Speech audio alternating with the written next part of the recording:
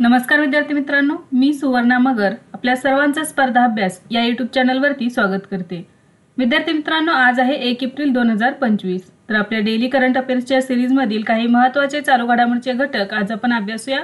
चला तर मग आजच्या व्हिडिओला सुरुवात करूया। फर्स्ट क्वेश्चन आहे 2025 चा एबेल पुरस्कार कोणाला देण्यात आला आहे? या प्रश्नाचे योग्य उत्तर आहे पर्याय क्रमांक 2 मासाकी काशिवारा। 2025 चा एबेल पुरस्कार जपानच्या मासाकी काशिवारा यांना देण्यात आलेला आहे। मासाकी काशिवारा हे एबेल पारितोषिक जिंकणारे पहिले जपानी गणितज्ञ आहेत। बीजगणितीय विश्लेषण आणि प्रतिनिधित्व सिद्धांतासाठी त्यांना हा पुरस्कार देण्यात आला आहे। विशेषतः डी मॉड्यूल्सच्या सिद्धांताच्या विकासासाठी आणि क्रिस्टल बेसच्या शोधासाठी त्यांना हा पुरस्कार मिळालेला आहे। एबेल पुरस्कारासंदर्भात थोडक्यात माहिती पाहूया। बघा, हा पुरस्कार गणित या क्षेत्रासाठी दिला जातो। हा पुरस्कार गणिताचा नोबेल पुरस्कार म्हणूनही ओळखला जातो।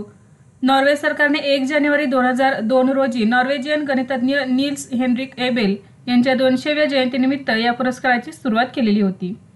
हा पुरस्कार Norwegian academy of science and letters कडून दिला जातो। एबेल पुरस्कार नॉर्वेच्या राजांच्या हस्ते दिला जातो। एबेल पुरस्काराची बक्षीस रक्कम आहे 7.5 दशलक्ष क्रोनर म्हणजे सुमारे $7,20,000 एवढी आहे।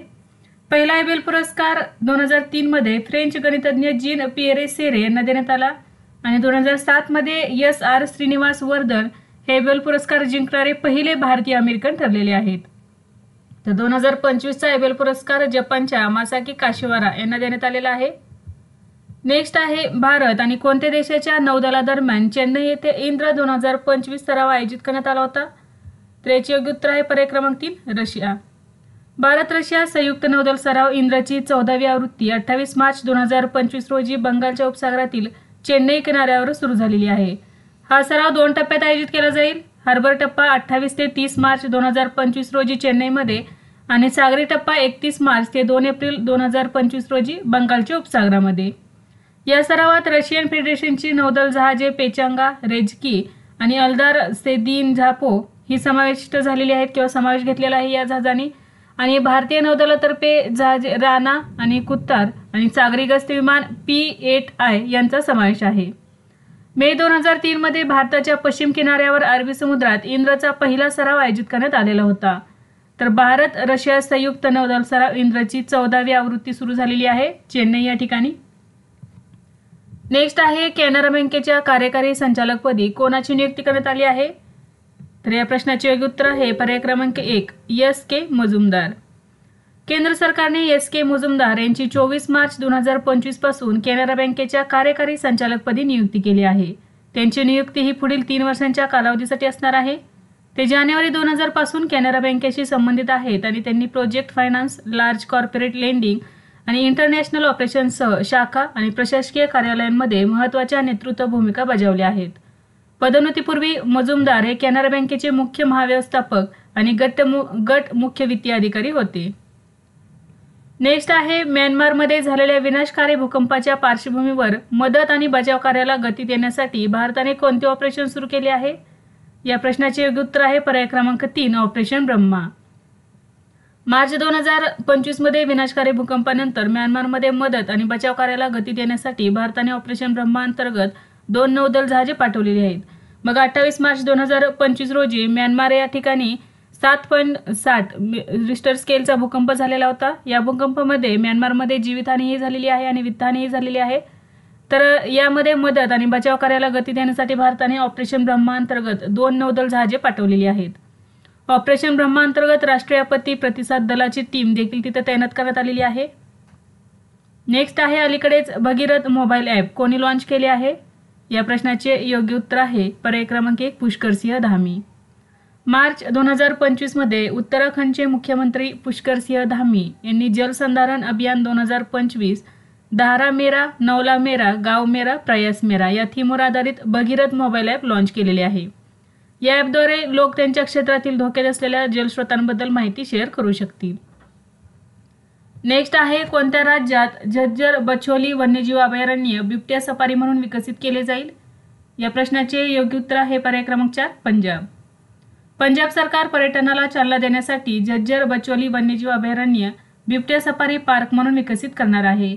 1998 मध्ये पंजाब सरकारने झज्जर बचोली वन्यजीव अभयारण्याला संरक्षित अभयारण्य घोषित केले होते? हे वन्यजीव अभयारण्य पंजाबमधील रूपनगर जिल्ह्यामध्ये आहे. नेक्स्ट आहे इंडियन ओपन 2025 PSA कॉपर स्पर्धेचे महिला विजेतेपद कोणी जिंकले आहे? या प्रश्नाचे योग्य उत्तर आहे पर्याय क्रमांक 2 अनाहत सिंग.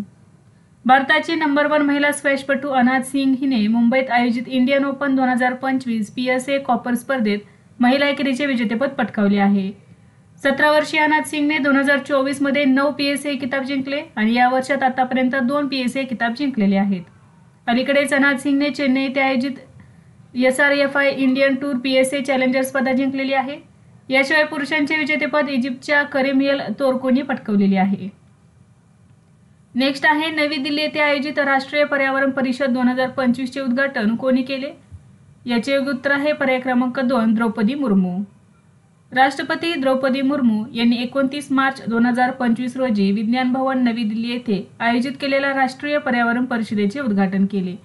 ही परिषद 30 मार्च 2025 पर्यंत चालली.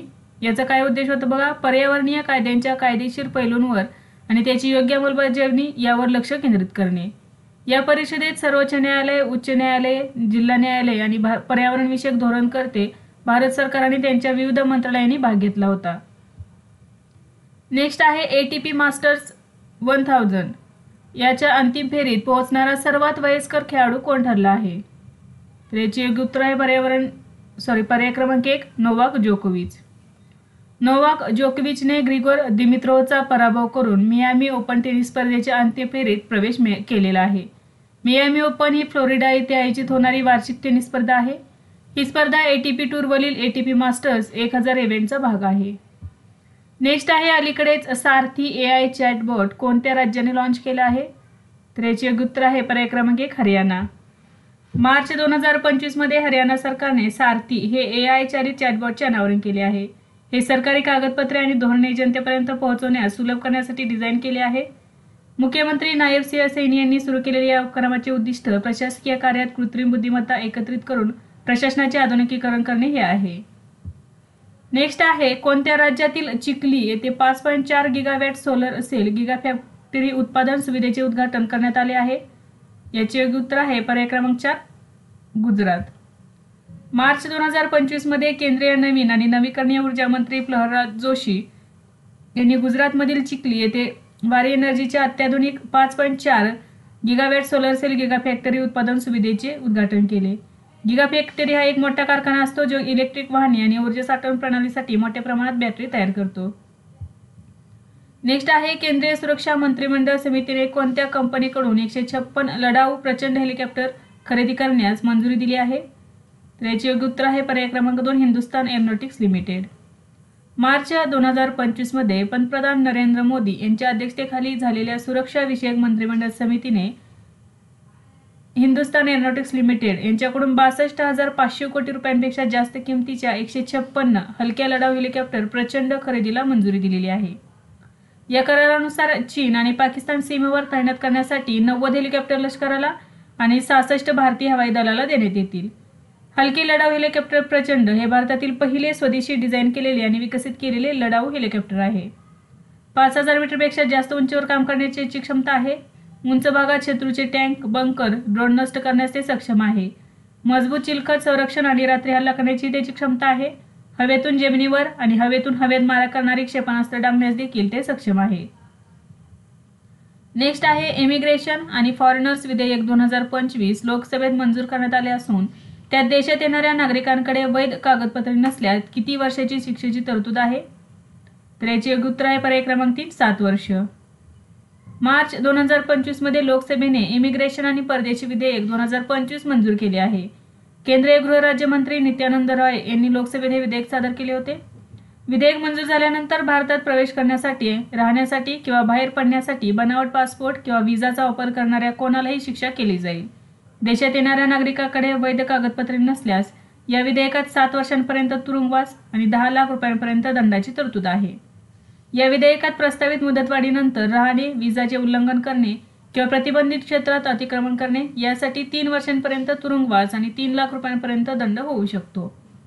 हे विधेयक केंद्र सरकारला कोणत्याही परदेशी व्यक्तीच्या वारंवार ये जा असलेल्या ठिकाणावर नियंत्रण ठेवण्याचा अधिकार देते आणि मालकाला ती जागा बंद करण्याची आवश्यकता देते। या विधेयकात हॉटेल्स, विद्यापीठे आणि इतर शैक्षणिक संस्थांना परदेशी लोकांबद्दलची माहिती देणे अनिवार्य करण्याचा प्रस्ताव आहे। नेक्स्ट आहे भारतात विकसित केलेली पहिली स्वदेशी MRI मशीन कोणत्या ठिकाणच्या एम्समध्ये स्थापन करण्यात येणार आहे? तर याचे योग्य उत्तर आहे पर्याय क्रमांक 4 दिल्ली। भारताने पहिले स्वदेशी MRI मशीन विकसित केले आहे। हे मशीन ऑक्टोबरपर्यंत एम्स दिल्ली येथे चाचण्यांसाठी स्थापित केले जाईल। स्वदेशी MRI मशीन भारताला वैद्यकीय तंत्रज्ञानात अधिक स्वावलंबी बनवण्यास मदत करेल। इलेक्ट्रॉनिक्स आणि माहिती तंत्रज्ञान मंत्रालयाने 1.5 टेस्ला MRI स्कॅनर आणि 6 MeV लिनियर ॲक्सिलरेटर या दोन महत्त्वाच्या आरोग्य सेवा तंत्रज्ञानाच्या विकासाचे नेतृत्व केलेले आहे। याची अंमलबजावणी ही एजन्सी म्हणून समीर या मुंबईतील संशोधन संस्थेचे काम केलेले आहे। अलीकडेच भारतीय खेळाडू बी सुमित रेड्डी याने निवृत्तीची घोषणा केली असून तो कोणत्या खेळाशी संबंधित आहे? तर याचे योग्य उत्तर आहे पर्याय क्रमांक 2 बॅडमिंटन। मार्च 2025 मध्ये भारताचे दुहेरी बॅडमिंटनपटू बी सुमित रेड्डी यांनी व्यावसायिक बॅडमिंटनमधून निवृत्ती जाहीर केली आहे। सुमित 2022च्या कॉमनवेल्थ गेम्स रौप्य पदक विजेत्याच्या संघाचा भाग होता। पुरुष दुहेरीत कारकिर्दीतील सर्वोच्च जागतिक क्रमवारीत 17वे स्थान मिळवण्यासाठी मनु अत्री सोबत भागीदारी केली। या जोडीने 2016च्या दक्षिण आशिया क्रीडा स्पर्धेत सुवर्णपदक जिंकले होते। 2021 मध्ये त्यांनी तरुण बॅडमिंटन प्रतिभा विकसित करण्यासाठी हैदराबादमध्ये सिक्की समिट बॅडमिंटन अकादमीची स्थापना केली। तर विद्यार्थी मित्रांनो, आज आपण काही महत्त्वाचे चालू घडामोडीचे घटक अभ्यासले। यासारखेच नवनवीन व्हिडिओ पाहण्यासाठी चॅनलला लाईक करा आणि सबस्क्राईब करायला विसरू नका। धन्यवाद।